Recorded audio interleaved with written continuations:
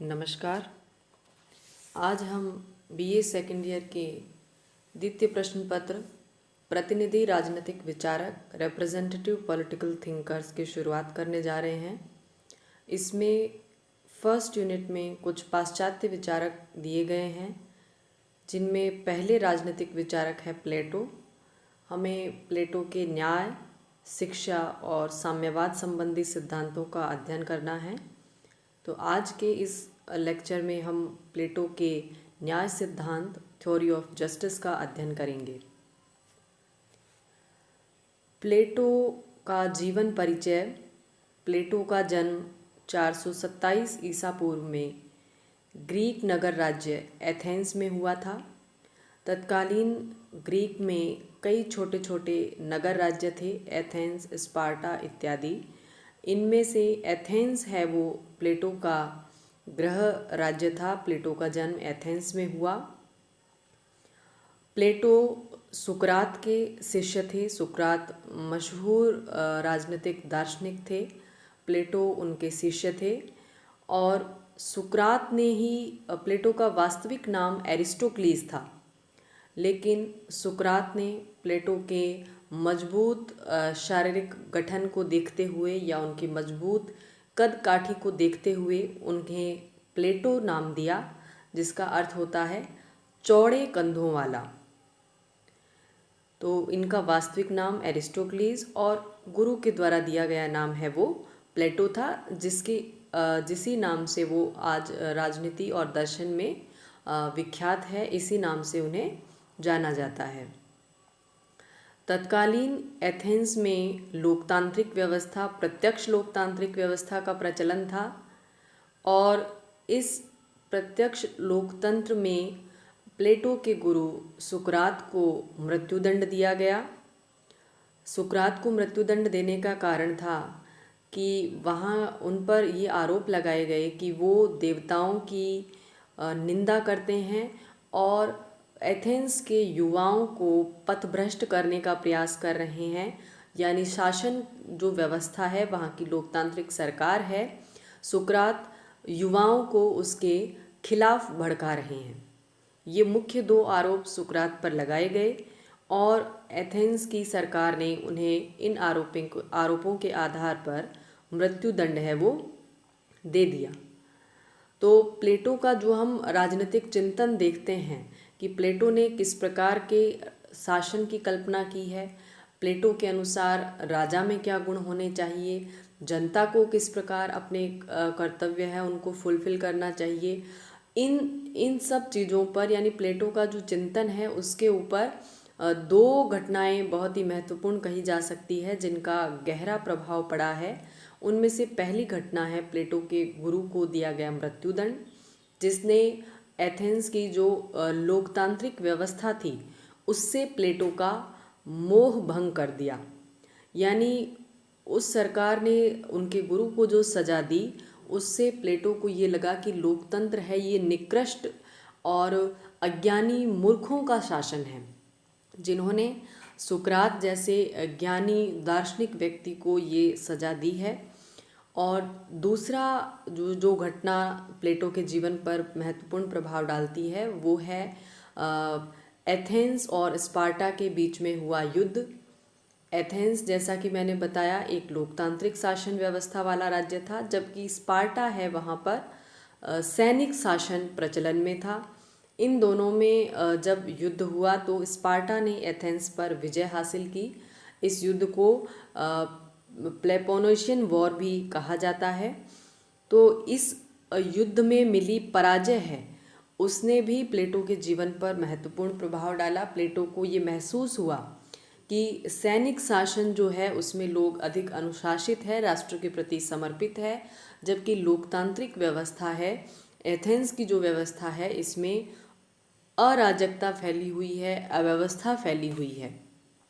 तो ये वो दोनों कारण थे, सुकरात को मृत्युदंड और एथेंस की स्पार्टा के हाथों हार, जिन दोनों कारणों ने प्लेटो के राजनीतिक चिंतन को प्रभावित किया और प्लेटो लोकतांत्रिक व्यवस्था है उसको एक असफल शासन व्यवस्था मानने लगा, निकृष्ट शासन व्यवस्था मानने लगा, अज्ञानी या मूर्ख लोगों की शासन व्यवस्था है, ये इसको मानने लगा। तो इन सब से जब लोकतंत्र से प्लेटो का मोह भंग हुआ है तो प्लेटो ने एक विकल्प के रूप में, अल्टरनेट के रूप में नई प्रकार की शासन व्यवस्था है उसके सिद्धांत को विकसित करने का प्रयास किया, जिसे प्लेटो ने आदर्श राज्य का नाम दिया है। अपने गुरु को मृत्युदंड मिलने के बाद प्लेटो ने कई अलग अलग राज्यों का भ्रमण किया, जिसमें इटली, फ्रांस, यूनान इत्यादि शामिल थे। इनका भ्रमण करने के बाद प्लेटो ने वापस एथेंस आकर एक शिक्षण संस्था की स्थापना की, जिसे उन्होंने अकादमी नाम दिया। अकादमी को यूरोप का प्रथम विश्वविद्यालय भी कहा जाता है। इस अकादमी में गणित, कानून, राजनीति विज्ञान और दर्शन की शिक्षा दी जाती थी। और इस अकादमी के प्रवेश द्वार पर एक वाक्य अंकित था कि गणित के ज्ञान के बिना यहाँ प्रवेश वर्जित है। गणित जो कि तार्किकता पर आधारित है, जो कि लॉजिक पर आधारित है। तो प्लेटो का मानना था कि जो व्यक्ति गणित को नहीं समझ सकता वो दर्शन को नहीं समझ सकता, यानी गणित है वो दर्शन का आधार है। तो ऐसे व्यक्ति जो गणित का ज्ञान नहीं रखते हैं या गणित का ज्ञान रखने के आकांक्षी नहीं हैं, उन्हें यहाँ पर प्रवेश नहीं मिल सकता। प्लेटो ने राजनीति दर्शन के क्षेत्र में बहुत काम किया है। उनकी कुछ महत्वपूर्ण पुस्तकें हैं। द रिपब्लिक, जिसमें उन्होंने आदर्श राज्य की कल्पना की है। द स्टेट्समैन, जिसमें उन्होंने एक मिश्रित संविधान को अपनाने की वकालत की है, यानी जब आदर्श राज्य का स्वप्न साकार होता नहीं दिखता या वो फलीभूत नहीं हो पा रहा है तो प्लेटो ने उससे थोड़ा समझौता करके एक मिश्रित संवैधानिक व्यवस्था जो है उसको विकसित करने का प्रयास किया। और द लॉज, जो उनके जीवन काल की अंतिम पुस्तक है, उसमें उन्होंने एक सब आइडियल स्टेट या उप आदर्श राज्य की कल्पना की है। जब प्लेटो ने देखा कि इस पृथ्वी पर आदर्श राज्य की, दार्शनिक राजा की स्थापना संभव नहीं है, तो उन्होंने उससे थोड़ा डेविएट करते हुए, उससे थोड़ा हटते हुए एक उप आदर्श राज्य की कल्पना की है। ये तीनों ग्रंथ राजनीति विज्ञान की दृष्टि से बहुत ही महत्वपूर्ण हैं और इनमें से जो प्रथम ग्रंथ है द रिपब्लिक, उससे ही संबंधित है हमारा आज का टॉपिक, न्याय का सिद्धांत। प्लेटो के सारे ग्रंथ हैं वो संवाद शैली में, डायलॉग स्टाइल में लिखे गए हैं। डायलॉग स्टाइल यानी एक व्यक्ति प्रश्न पूछता है और दूसरा व्यक्ति उसका उत्तर देता है। प्लेटो के गुरु सुकरात की मृत्यु होने के पश्चात प्लेटो ने जो ये पुस्तकें लिखी, जिसमें उन्होंने न्याय, आदर्श राज्य के सिद्धांत दिए हैं, इन सभी में वो अपने समय के जो विचारक थे या अपने जो साथी थे उनसे कुछ प्रश्न पूछते हैं। वो प्रश्न वो सुकरात के रूप में उनसे पूछते हैं। अपने आप को सुकरात समझते हुए वो प्रश्न अपने साथियों से वो प्रश्न करते हैं, साथी उस प्रश्न का उत्तर देते हैं। उसमें यदि कोई दोष हो तो फिर से प्लेटो अपना जवाब है वो उनके सामने प्रस्तुत करते हैं और इसी प्रश्नोत्तर को उन्होंने अपनी पुस्तकों में शामिल किया है। तो ये पुस्तकें हैं, ये संवाद शैली में, डायलॉग स्टाइल में लिखी गई है। प्लेटो की जो अध्ययन पद्धति है, मेथड ऑफ स्टडी है, वो डिडक्टिव मेथड है या निगमनात्मक पद्धति है। निगमनात्मक पद्धति में ये जो चिंतन है इसमें सामान्य से विशिष्ट की ओर जाया जाता है, यानी पहले सामान्य परिस्थितियों की कल्पना करके फिर विशेष की ओर जाया जाता है। जैसे कि प्लेटो लोकतांत्रिक व्यवस्था के स्थान पर जो अराजकता है उसको समाप्त करके एक अच्छी शासन व्यवस्था स्थापित करना चाहते हैं। अच्छा शासन उनका सामान्य लक्ष्य है, उससे वो एक विशेष लक्ष्य, एक आदर्श राज्य की ओर बढ़ने का प्रयास करते हैं। तो अध्ययन चिंतन की ये पद्धति है, ये निगमनात्मक पद्धति कहलाती है। मैक्सी एक राजनीतिक आलोचक हुए हैं जिन्होंने प्लेटो के बारे में ये कहा है कि सुकरात प्लेटो में पुनर्जीवित हो गया है, यानी सुकरात की या प्लेटो के गुरु की जो आत्मा है वो प्लेटो में पुनर्जीवित हो गई है, क्योंकि प्लेटो सुकरात के रूप में ही लोगों से प्रश्न करता है। तो मैक्सी ने ये बात कही है। अब हम देखेंगे प्लेटोज थ्योरी ऑफ जस्टिस, प्लेटो का न्याय सिद्धांत। प्लेटो ने अपने न्याय के सिद्धांत के बारे में अपनी पुस्तक द रिपब्लिक में लिखा है। इसका एक सब टाइटल या उपशीर्षक भी है, इसका शीर्षक है द रिपब्लिक और इसका सब टाइटल या पुस्तक का उपशीर्षक है वो है कंसर्निंग द जस्टिस, या न्याय से संबंधित। इस पुस्तक में प्लेटो ने न्याय के सिद्धांत की नैतिक व्याख्या की है, यानी उन्होंने कानूनी व्याख्या नहीं की है। कानून के अनुसार न्याय क्या होता है ये प्लेटो ने नहीं बताया है। नैतिक आधार पर कानून की व्याख्या की न्याय की व्याख्या की है कि यदि मनुष्य अपने कर्तव्य का पालन करे, राष्ट्र और समाज के द्वारा जो निर्धारित नियम हैं उनका पालन करे, तो वो व्यक्ति न्यायी व्यक्ति है या वो न्याय पर चलने वाला व्यक्ति है। अपने न्याय के सिद्धांत का प्रतिपादन करने से पहले प्लेटो ने पूर्व में जो प्रचलित न्याय सिद्धांत थे उन सभी सिद्धांतों का खंडन किया है। खंडन करने का तरीका वही है कि वो विचारकों से प्रश्न पूछते हैं कि आप बताइए न्याय क्या है, फिर उनमें जो दोष हैं उनको बताते हुए प्लेटो अपने विचारों को आगे बढ़ाते हैं। तो सबसे पहले न्याय का पारंपरिक सिद्धांत जो प्रचलन में था उसके बारे में प्रश्न किया गया है सेफालस से। प्लेटो सेफालस से पूछते हैं, सेफालस आप बताइए न्याय क्या है। सेफालस कहते हैं कि सत्य बोलना और अपना ऋण चुकाना ही न्याय है, यानी जो व्यक्ति अपने भाषण में अपने शब्दों में सत्यता को रखे और देवताओं के प्रति या अपने मित्रों के प्रति, अपने परिवार के प्रति उसके जो ऋण हैं यानी उसके जो उत्तरदायित्व है उनको निभाए, तो ही वो व्यक्ति न्यायी व्यक्ति कहलाता है। प्लेटो इसका जवाब देते हैं कि ये परिभाषा दोषपूर्ण है, क्योंकि ये सच बोलना और ऋण चुकाना ये दोनों ही काम परिस्थिति के अनुसार न्याय और अन्याय को जन्म दे सकते हैं। मान लीजिए आपके किसी मित्र ने आपको अपना कोई हथियार दिया है। हथियार देते वक्त वो स्वस्थ अवस्था में था, वो कहीं जा रहा है, उसने अपना हथियार आपको दिया है, वो वापस कुछ समय पश्चात लौट कर आता है। अब उसकी मानसिक स्थिति है वो अच्छी नहीं है, वो गुस्से में है या फिर वो अपने भाव पर नियंत्रण नहीं रख पा रहा है और उस स्थिति में वो आपसे अपने हथियार की मांग करता है। और यदि आपको हथियार उसको देते हैं, यानी आप सेफालस के अनुसार उसका ऋण चुका रहे हैं, जो वस्तु उसने आपके यहाँ रखी थी वो आप उसे लौटा रहे हैं, तो सेफालस के अनुसार ये न्याय है। लेकिन वो व्यक्ति उस खराब मानसिक अवस्था में हो सकता है किसी की जान ले ले या अपने साथ ही कुछ गलत कर बैठे।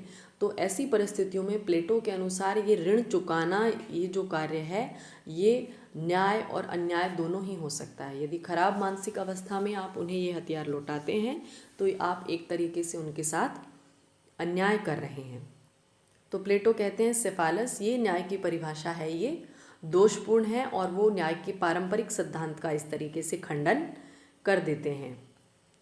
इसके पश्चात सेफालस के पुत्र हैं पॉलीमार्कस, इनसे पूछा जाता है न्याय क्या है। पॉलीमार्कस कहते हैं कि मित्र के साथ मित्रता और शत्रु के साथ शत्रुता का व्यवहार करना ही न्याय है।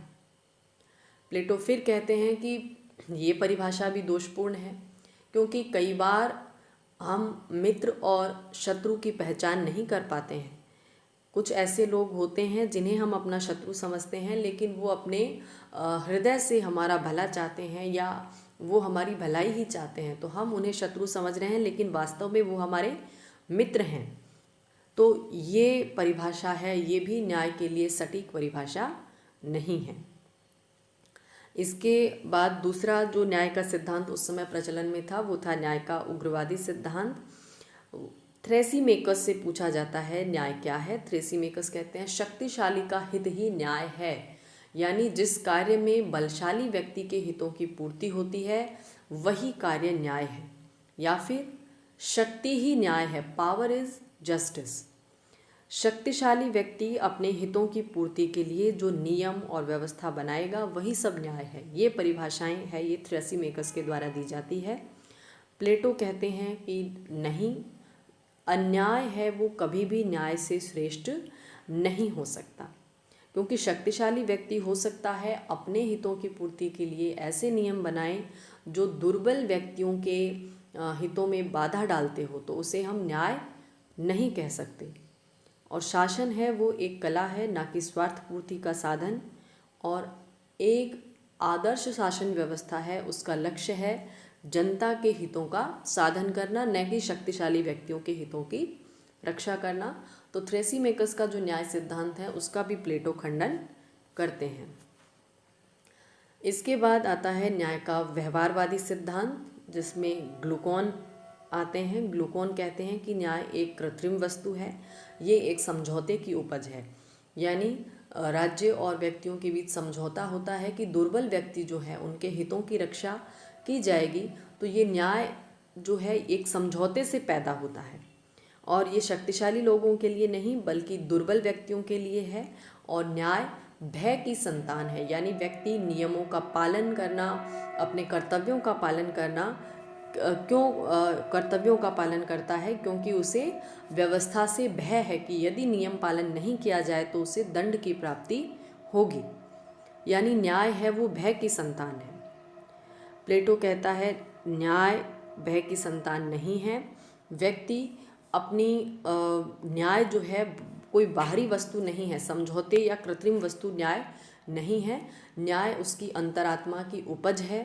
वो अपने इच्छा से अपने हितों को समझते हुए नियमों का पालन करता है, न कि व्यवस्था के भय से। तो ग्लूकोन ने जो कहा था उसके अनुसार न्याय की उत्पत्ति का आधार क्या है? दुर्बल व्यक्तियों का भय है, उसके कारण न्याय की उत्पत्ति होती है। जबकि प्लेटो कहता है ऐसा नहीं है, चाहे व्यक्ति शक्तिशाली हो या दुर्बल हो, उसके अंदर, उसकी आत्मा के अंदर न्याय की भावना है वो रहती ही है। तो इस तरह से प्लेटो व्यवहारिक जो सिद्धांत है न्याय का, या फिर उग्रवादी सिद्धांत है या पारंपरिक सिद्धांत है, उन सभी प्रचलित सिद्धांतों का खंडन करते हैं और उसके पश्चात अपने न्याय सिद्धांत का विकास करने का प्रयास करते हैं। प्लेटो के अनुसार मानव का जो स्वभाव है, प्लेटो उसका विश्लेषण करते हैं कि मनुष्य है उसमें क्या क्या प्रवृत्तियां पाई जाती है, उसका एनालिसिस करते हैं। प्लेटो कहते हैं कि प्रत्येक मनुष्य के अंदर 3 प्रकार के गुण हैं वो पाए जाते हैं। वो गुण हैं चिंतन का गुण, जिससे ज्ञान उत्पन्न होता है, मनोवेग, उसकी भावनाएं, और तीसरा गुण है उसकी इच्छाएं, उसकी तृष्णा, उसकी लालसा। तो प्रत्येक व्यक्ति में ये तीनों गुण पाए जाते हैं, लेकिन तीनों गुण प्रधान नहीं होते। उनमें से जो भी गुण प्रधान होता है, व्यक्ति समाज में उसके अनुसार अपने स्थान को प्राप्त कर लेता है। प्रत्येक व्यक्ति में इनमें से मात्र एक ही गुण प्रधान हो सकता है, और उसके अनुसार ही वो समाज में अपने स्थिति को बनाता है। तो प्लेटो कहता है कि समाज में जिस प्रकार व्यक्ति में 3 गुण हैं, उसी प्रकार समाज में 3 वर्ग हैं। पहला वर्ग है दार्शनिक अथवा शासक वर्ग, जिसका प्रधान लक्षण है ज्ञान अथवा चिंतन की क्षमता, और इसका उपयुक्त जो सद्गुण है वो है विवेक। उनमें अच्छे बुरे की, उचित अनुचित की समझ होती है, ज्ञान से उनमें ये गुण है ये विकसित हो जाता है। दूसरा वर्ग है वो है सैनिक वर्ग, जिसमें भावनाएं होती है, जिसमें मनोवेग होते हैं, इसके कारण उनमें साहस नामक सद्गुण है वो विकसित होता है। और तीसरा वर्ग है जिसमें तृष्णा की प्रधानता होती है, जिसमें इच्छा होती है, जिसमें उत्पादन की लालसा होती है, वो उत्पादक वर्ग बनता है, प्रोडक्टिव सेक्शन ऑफ सोसाइटी बनता है, और ये अपने आप में संयम की भावना को विकसित कर लेता है। तो प्लेटो के अनुसार मानव के अंदर 3 गुण हैं, केवल एक ही गुण प्रधान होगा, उसके अनुसार वो अपनी सोसाइटी के अंदर अपने स्थान को निर्धारित कर लेता है, और इन्हीं गुणों की प्रधानता के आधार पर समाज में ये वर्ग हैं ये पाए जाते हैं। प्लेटो के अनुसार व्यक्ति और राज्य में अटूट संबंध है। यदि व्यक्ति अपने प्रधान गुण के अनुसार कार्य करता है तो समाज में स्वतः ही न्याय की स्थापना हो जाएगी। जिसमें ज़्यादा तृष्णा है वो उत्पादन के कार्य में लगे, जिनमें भावनाएं ज़्यादा है या साहस ज़्यादा है वो सैनिक वर्ग में शामिल हो, और जिसमें विवेक की प्रधानता है वही शासन की शक्तियों को प्राप्त करे या वो शासक के रूप में अपने आप को स्थापित कर ले। प्लेटो की एक प्रसिद्ध कथन है, state is individual writ large, यानी राज्य है वो व्यक्ति का ही विराट स्वरूप है। जिस प्रकार अपने प्रधान गुणों के अनुसार व्यक्ति कार्य करता है तो व्यक्ति न्यायी होगा, उसी तरह से समाज में यदि ये वर्ग जो गुणों के आधार पर जो वर्ग का निर्धारण होता है, यदि ये वर्ग भी एक दूसरे के कार्य में बिना हस्तक्षेप किए अपने ही कार्य को करते रहें, कार्य में संलग्न रहें, तो समाज में भी न्याय की स्थापना हो जाएगी। इसी state is individual writ large के आधार पर प्लेटो दो प्रकार के न्याय बताता है, व्यक्तिगत न्याय और सामाजिक न्याय। व्यक्तिगत न्याय वो है जब व्यक्ति अपनी आत्मा के तीनों गुणों में सामंजस्य स्थापित कर ले, और सामाजिक न्याय जब व्यक्ति अपने प्रधान गुण के अनुसार काम करे और दूसरों के कार्य में हस्तक्षेप नहीं करे। तो ये प्लेटो का एक न्याय का नैतिक सिद्धांत है, जिसमें वो नैतिकता क्या उचित है अनुचित है उसके आधार पर न्याय की स्थापना करने का प्रयास करते हैं। ये सिद्धांत कानूनी सिद्धांत नहीं है न्याय का, ये एकमात्र नैतिक सिद्धांत है। आगे चलकर प्लेटो इसी न्याय के सिद्धांत के आधार पर एक आदर्श राज्य की स्थापना का प्रयास करते हैं, जिसके लिए वो अपनी एक शिक्षा की पद्धति और स्त्रियों और संपत्ति के साम्यवाद के सिद्धांत को भी विकसित करते हैं, जो कि हम आगे के वीडियोस में देखेंगे। तो प्लेटो के न्याय सिद्धांत की विशेषताएं क्या है? ये प्लेटो के आदर्श राज्य का आधार है। प्लेटो के अनुसार न्याय है ये अंतर आत्मा की अभिव्यक्ति है, ये कोई कृत्रिम वस्तु नहीं है या भय के कारण न्याय पर नहीं चला जाता है, और ये अहस्तक्षेप के सिद्धांत पर आधारित है, यानी प्रत्येक वर्ग दूसरे वर्ग के कार्यों में हस्तक्षेप नहीं करेगा। सैनिक वर्ग है वो शासक वर्ग में हस्तक्षेप ना करे, शासक वर्ग है वो उत्पादक वर्ग के कार्यों में हस्तक्षेप ना करे। प्रत्येक व्यक्ति और वर्ग अपने प्रधान गुणों के अनुसार कार्य करता रहे, और इस प्रकार कार्य करने से क्या होगा, जो व्यक्ति में जो गुण प्रधान है उस पर कार्य करते करते वो उसमें स्पेशलाइजेशन प्राप्त कर लेगा, उसमें विशेषज्ञता है वो प्राप्त कर लेगा, और इस तरह से जो सोसाइटी स्थापित होगी उसमें एक तरह की एकता होगी। और इन्हीं सिद्धांतों के आधार पर प्लेटो है वो एक दार्शनिक राजा की कल्पना भी करता है, जिसमें विवेक का गुण है वो प्रधान है, और वो अपने अपने सैनिक वर्ग और अपने उत्पादक वर्ग के ऊपर शासन करते हुए अपने आदर्श राज्य में न्याय की स्थापना करता है। Thank you.